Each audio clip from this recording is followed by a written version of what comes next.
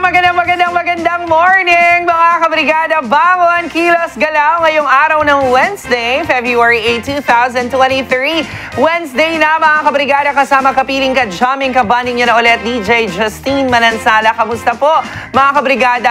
Chan White nga tayo ulit. Damang-dama na natin ang Valentine season, ang Love Month mga kabrigada. Maraming salamat kay Ma'am Elcira sa aking pa-balloons dito sa set mga kabrigada. May buntag sa tanang mga kabrigada na ito na nakatutok karong morning nga andam na musulod sa ilahang mga trabaho. Ang uban nakahawa na kay di ganahan malate. Magandang attitude yan mga kabrigada, no, na dili gud ta malate. Kay syempre ang mga tao napud na nakaset na pud na sa ilahang ilang oras. Kung ang sabot ninyo alas 2 mutungha ta kay alas 3 na pud na sila appointment. Dito sila malate kay nag-adjust sa imuhang kalit, di ba? So domino effect siya mga kabrigada. So kung kaya nyo lang din naman maging on time every day, let's do it. Kay mas maka-happy mga kabrigada no on time ta sa tuwang mga commitments, trabaho, meetings and all.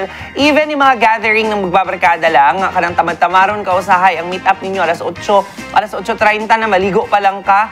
Di ba? Hindi yan okay. Hindi nakakatuwa na late kayo always. So let's change yung tinatawag nilang Filipino time mga kabrigada. Ako talaga recently first time ko talaga malate sa flight going Cebu to Boracay. Literal na tumatakbo kami sa airport kasi pinipage na kami. Naka-online check-in ako, so okay lang. Muntik-muntik ka na talaga. Ako nasa daan. So, i-adjust natin. Hindi gano'n kami nun. Masyado kaming tawag niya complacent na, meron namang bagong CC-Lex, so okay lang. Kaso may traffic pala, yun. Nabiktima tayo ng paging counter. Naging top 6 tayo noong araw na yun. Kaya, let's be on time, mga kabrigada. I think ang mga airlines, mas okay na 1 hour before. At least na yun ha, pwede naman 2 hours, 3 hours kayo doon kung gusto nyo lang tumambay. At least 1 hour before your boarding time, hindi yung flight. Yung flight ninyo, let's say 9:15, ang boarding time yan 8:30. So doon tayo pumunta mga kabrigada. Kwento ko na lang din na naka-experience ako, naka-witness ako, hindi naman ako, pero naka-witness ako mga kabrigada ng rude bitaw na customer attendant ng isang airline. Pinost ko to sa Facebook ko na yung pamilya, yung mag-asawa, halatang mga first-timers, alam mong baguhan, alam mong hindi sanay, hindi marunong, hindi alam ang gagawin, saan pupunta. Sinusungitan niya. Siguro dapat i-educate natin sila because hindi naman lahat ng mga tao nagkaroon ng privilege na maka-fly, diba? Yung mga panahon nila noon, barko-barko lang yan, bus-bus lang yan, roro-roro lang. Ngayon pwede ng eroplano afford na kasi nga mura na ang pamasahe. So bigay natin sa kanila yung chance bitaw na ma-educate ng maayos. Meron akong in-assist, gusto ko lang i-share, na narinig ko kasi sa counter, first time niya daw, saan siya pupunta. So tinuro yung gate sa kanya. Ngayon nasa loob na ng eroplano, umupo lang siya anywhere na parang bus. So ngayon, yung tao, meron nang uupo dun sa seat niya. So pinaalis siya. So ako ang nag-guide sa kanya sa ng seat niya. So in-educate. Dapat sana ganun. Hindi yung sinusungitan natin sila na parang nagmumukhang tanga. Kasi ayaw natin magmukhang tanga ever, di ba mga kabrigada? So sana let's be nice and kind sa mga makakasalamuhan natin today because the world is filled with so much hate na mga kabrigada and sadness. So i-feel natin siya with happiness and good vibes. Kaya naman love, love, love ngayong Valentine's month mga kabrigada. Abangan po ninyo dahil sa mga susunod na araw, ipapakita ako sa inyo ano mga pwedeng ipang regalo, ano mga activities na meron sa Valentine's Day na pwede ninyong puntahan ng mga jowa o kaya ng mga partner, asawa, mister, misis ninyo mga kabrigada. Or buong pamilya, why not? Diba? Let's always make sure mga kabrigada na tayo ay malusog at masigla sa araw-araw. Inom tayo ng Citro Plus with zinc number at pwede din kayong mag-like ng aming Facebook page, ang Just In. Hanapin niyo po yan sa Facebook mga kabrigada. I-like and follow kung gusto niyo i-share. Mas sasaya ang mga buhay ninyo. Narito na mga kabrigada ang ating Just In Chika.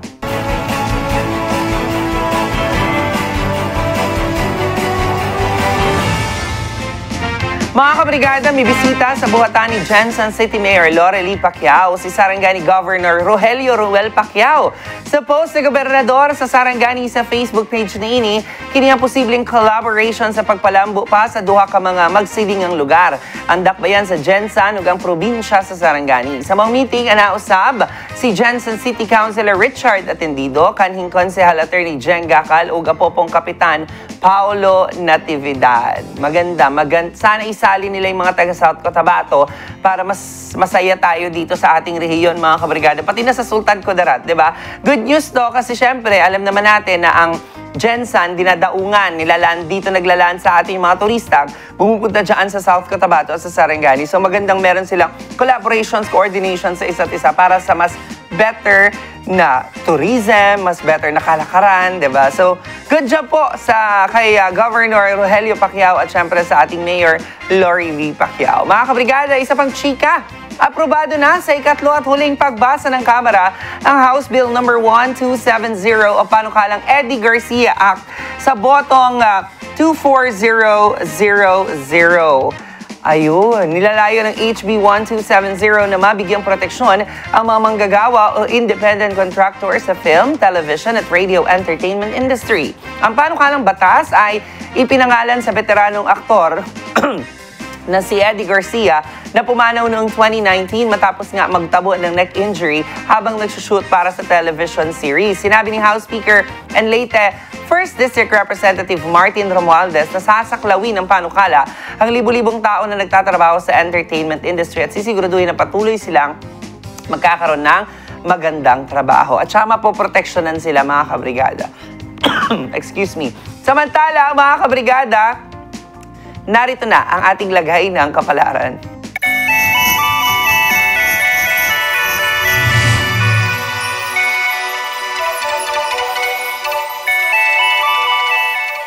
Mga kabrigada, sa mga Aquarius, magiging masaya ang susunod na mga araw, ngunit ngayon ay matamlay ka dahil sa problema.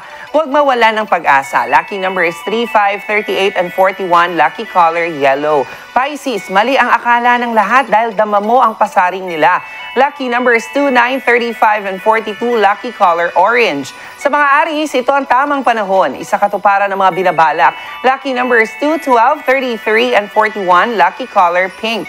Sa mga Taurus, suliranin sa pag-ibig ang magdadala ng tamlay. Lucky numbers 15, 18, 29, and 37. Lucky color, gray. Sa mga Gemini, huwag mainis kung may makulit, pangunawa ang pairalin. Lucky numbers 1, 2, 29, and 37.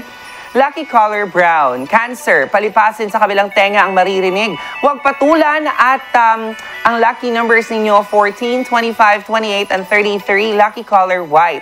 Leo, iwasan ang pagka-agresibo. Magbago ka. Lucky numbers 9, 25, 29, and 36. Lucky color, blue. Virgo, masaya ang minamahal dahil nagparaya ka. Makakamit na ang inaasam. Lucky number 17, 24, 31, and 38. Lucky color, light blue. Sa mga Libra naman po, kung may problema, huwag magpanik. Lucky numbers 11, 19, 25, and 37. Lucky color, sky blue. Sa mga Scorpio, mag-ingat sa pagsasalita para hindi mapahiya. Lucky numbers ninyo 19, 28, 36, and 39. Lucky color, fuchsia. Sagittarius, para maiwasan ang samaan ng loob, magparaya. Lucky numbers 8, 14, 34, and 40. Lucky color, jade green. Capricorn, isiping mabuti ang mga dapat na gawin bago kumilos. Lucky numbers 15, 20, 26, and 37. Lucky color, lilac. Yan ang lagay ng kapalaran natin ngayong araw ng Wednesday, mga kabrigada. Ang cellphone at appliances daw ay may kasamang manual sa kahon para malaman mo kung paano ito gagamitin.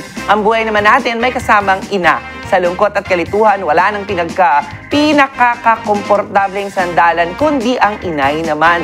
Sa alaga ni inay, brigada ay kaagapay. Mga kabrigada, nakaraang January 21 nga po, nagkaroon tayo ng launching ng End Stunting Now. Ito pong stunting, mga kabrigada, ay isang silent pandemic, sabi nga ng World Health Organization. Pasok tayo sa top 10 sa buong mundo at top 5 naman po sa Southeast Asia na may pinakamaraming biktima nitong stunting. Hindi naman po siya malalang-malala, mga kabrigada, katulad ng ibang sakit, pero apektado po ang kanilang growth, performance sa trabaho, sa school, habang lumalaki ang batang stunted. Kaya dapat po sa tiyan pa lang, sa sinapupunan pa lang, nabibigyan na ng tamang nutrients at nutrisyon ang mga idinadala nating sanggol. At paglaki nila, paglabas nila sa tunay na mundong gagalawan nila, kailangan nila ng gabay at tamang pagpapakain, tamang pag-aalaga, tamang pagmamahal, mga kabrigada. Kami dito sa Kabrigada, sa Brigada Group of Companies, mga kabrigada, ay talagang,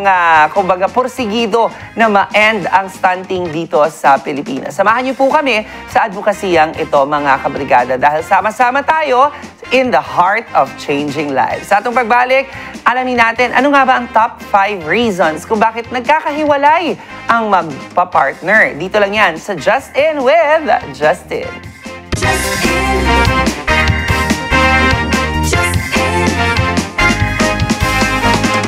Trending to. Isang sumagot sa mga hanash ni Willie Revilla may pagkatsugi ng pag-ere ng kanyang programa. Kasama nga sa mahaba nitong litanya ang parang natutuwa pa kayo na mawawala ang mga programang nagbibigay ng saya at tulong. Sana hindi ganun, di ba? Sabi. Ipinaalala ng netizens na nung nagsara ang isang network, pinagtawanan din ito ni former presidential spokesperson Harry Roque. Sabay kalat ng nasabing episode ng programa ni Willie. Gayon daw, asan si Roque? Kulelat ng magsenador at ang TV host canceled ang programa dahil siya mismo nagsabi na wala pa silang commercial. Kasi nga daw, sabi niya, bago pa lang sila, wala pa masyadong reach, wala pang signal, kaya nga sinisimulan pa lang. Sana ipagdasal daw natin ang maging successful ang kanilang istasyon para maraming magawa, maraming marinig na kabutihan. Hirit na ibang Twitter users, asa na ang mga sinasabi nilang TV host na mga sponsor niya. Naku, samantala ang pangalan din ng TV host at binanggit ng ibang netizens nang mag-post si Gab Valenciano ng I haven't been as vocal for a while, but I can no longer suppress my thoughts. I will just say this, sabi niya, your power to persuade people through gaslighting your whole life has run out. What goes around will always come back around. Filipinos are waking up, you should too. Naging direktor ng programa ni Willie si Gab. Lahat ngayon may sariling opinyon sa social media. Kayo mga kabrigada, ano ba ang opinion ninyo pagdating dito? Well, kapag may mga nawawalan, kapag may mga, kumbaga, nakaka-experience ng hindi maganda, hindi dapat at tamang pagtawanan, mga kabrigada. Pero wala social media, they can express their thoughts.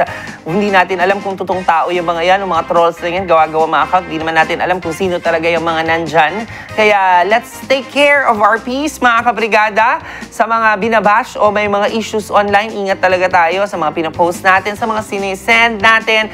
Hindi maganda yung mga pictures, gagamitin against na atin yan in the future. Mga screenshots, nako talaga dyan nagsisimula ang mga away-away. Ano yun proof yan mga kabrigada. Sige na.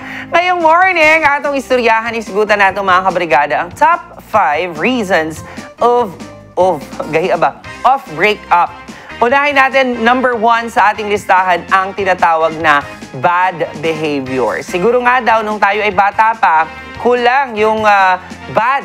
Pero bilang isang adult, lalo na if may pamilya ka na, yung mga old behaviors na yan, ano man yan, smoking, drinking, spending your children's college tuition on Botox. Ay, bongga yung Botox. Kailangan tumigil. If hindi mo kayang tigil, mga kabrigada, ang susunod yan na rehab ka na. Simulan mo ngayon or baka next year, iba na ang pagkatao mo. So, yun yung bad behaviors. Pangalawa, sa ating listahan, ang tinatawag na cheating. Nako, hindi lang pala to sa school. Nako. If meron ka daw, if na-break mo daw yung sagradong vows, mga kabrigada, if kasal ka, o kasal man o hindi, siguro kapag na-break mo yung heart ng partner mo, kasama na din yung trust at ang hirap nun i-rebuild, mga kabrigada. Pero pwede naman. Yun nga lang, iwasan na talaga natin yung mga makakapagpa-trigger sa atin na mag-cheat ulit because it can happen again and again. At saka bigyan natin ng peace of mind yung mga partner natin. Isa dyan, tanggalin mo yung password sa cellphone mo para at least alam niya, wala na tong tinatago, diba? So, ingat po mga kabrigada. Ingat saan? No? Sa pag-cheat na hindi mahuli, ganun. Ang daming ganyan issue ngayon, di ba? Cheating, mga artista, kaloka. Pangatlo naman ang misdirected anger. Ilang beses ka na bang naging, kumbaga, lousy day ang trabaho? Nag-away kayo ng boss mo, napagalitan ka ng boss mo, tapos dadalhin mo sa bahay, mainit ang ulo mo, magbubundak ka, matutulog kang mainit ang ulo. Hindi yun fair, lalo na sa partner mo. It's going to damage your relationship. Yung pag-uwi mo, dala mo negative energy sa pamilya mo, mas lalala lang yan. Kasi yung bahay na yan, may problema din yan dapat, di ba? Kasi sabi ko kahapon, yung problema sa bahay, iwan sa bahay. Yung problema sa trabaho, iwan sa trabaho. So, pwede mong ikwento ng maayos. Alam mo, love, init ang ulo ko ngayon kasi nag-away kami ni Roland Lee. Ganon, di ba? Workmate mo, nagkainitan kayo. Huwag yung idadamay mo yung, ay, wag ba ko kasapin na may init ang ulo ko? Ganon. Hindi yun fair, mga kabrigada. Pang-apat naman, being unsupportive. If hindi mo kayang iparamdam sa partner mo na ang suporta, lalo na kapag malungkot siya, stress siya, may pinagdadaanan siya, masama ang pakiramdam niya, malungkot siya, nagkatampuhan sila ng nanay niya, nako, hindi pwede yun mga kabrigada. Kailangan bilang ikaw ang kanyang other half, yung konting care lang naman, di ba? If you want to keep your relationship, learn to be supportive. At panghuli dyan, ang toxic people. Nako, marami akong kilalang ganyan. Names ba tayo? Charing. If you have friends na talagang ayaw, hindi niya lang feel ng asawa mo, either there's a control issue involved here or these individuals are negative and should not be in your life. So, pili ka lang. Yung partner mo o yung mga barkada mo. So, pag hindi niya feel yung mga barkada mo, huwag na natin sila masyadong barkadahin. Kaibigan pa rin, oo. Nandun tayo pag birthday nila. Pero sabihin mo, araw-araw mo kausap, araw-araw mo ka-bonding, wag ganun. Kasi hindi magandang effect nun. Lalong-lalo na kapag, pare, ano ba yung asawa mo? Bungangera, iwanan mo na yan. Di mga ganun, tawag niyan, comments or suggestions or advice na matatanggap mo. Hindi yun okay, mga kabrigada. Yun yung mga toxic na tao. Actually, 10 ito eh. Meron pa doon nga, lying, diba? Basta marami pa, mga kabrigada. Iba-iba po ang rason na naghihiwalay ang mga magpa-partners. Pero, ang dami din namang rason para ipaglaban natin yung pagmamahal natin. Kaya kung sa mga panahong ito, may mga pinagdadaanan kayo, ipaglaban mo. Ilaban mo yan, mga kabrigada. Good pa rin talaga na mag-communicate kayo sa isa't isa. I-open up mo lahat ng nararamdaman mo, lahat ng gusto mong sabihin mo, huwag mong kimkimin kasi dyan magsisimula yung problema mo alone, diba? Mag-partner kayo, dapat dalawa kayo. Paano yung friend lang daw sila ng ex niya? Kinumpara pa sa mga friends mo na babae, same lang daw. Nakikipag-bonding siya sa ex niya. Wala yan sa topic ko ba? Hindi ko na-research. Hindi, para sa akin, hindi okay na makipagbarkada ka sa ex mo, no? Nakakaloka ka, take 2, ganun. Wag! Respeto dapat yun sa partner. At ikaw naman, ex, pag puyo, dahil nanay, yung ex, diba? Irespeto natin yung privacy nila at intimacy nila. Wag naman nating panghimasukan pa. Baka ikaw pa magbigay ng payo, ikaw taga-comfort. Bakit nung kayo, hindi ba siya kinomfort? Ikaw stressor, kaloka ka. Anyways, mga kabrigada, yan nga po ang top 5 reasons kung bakit naghihiwalay ang mga magpa-partners. At iwasan natin yan, mga kabrigada, para mas tumagal naman ng konti ang relasyon ninyo at maging masaya naman tayo. Sa pagbabalik natin, mga kabrigada, bubunot na tayo ng isang winner sa Brigada TV o may manood at manalo sa Brigada TV, may papremyo. Dito lang sa Just In with Justin.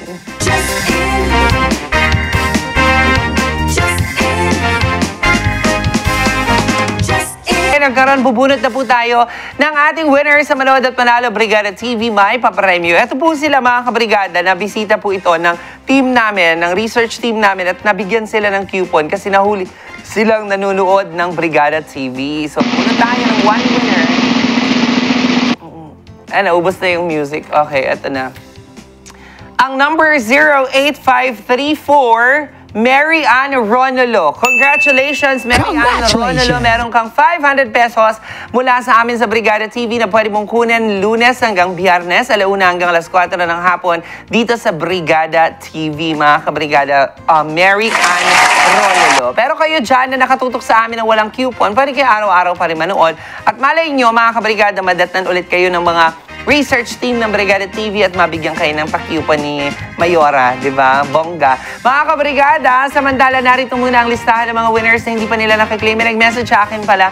Sabi niya, pwede pa po bang i-claim yung kahit 1 day hindi na delayed na? Replyan ko siya 4 days after. So, 5 days delayed na siya. Pwede pang i-claim yan. Magdala ka lang ng valid ID. Narito ang mga listahan ng mga winners natin. Ayan po, pakibasa na lang. Pakibasa na. Ang tabad ng host. Yan. Ang dami pa nila. Sina RV, Longgakit, Amalia Saharahena, Noli Saure, Doma Manlabaw. Eto pa po, hindi pa ito nakiklaim. Pwede yung puntahan nyo dito sa Brigada TV. 3rd floor tayo dito sa NLSA Road, Barangay San Isidro, General Santos City. Yun na sige, mga kabrigada, narito na ang ating hataw-anan.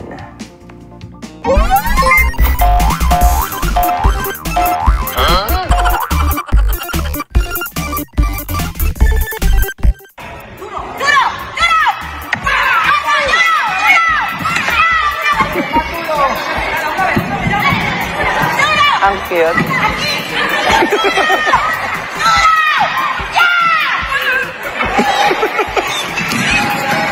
Kung ano kayo ginagawa. Yun ang ginagaya niya.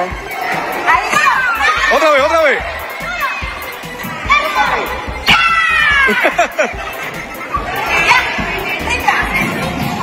Gagawin yung kuwan ako. Tatikuan ko yun. Ayun. Pwede naman pala upuan. Pinahirapan pa yung bata.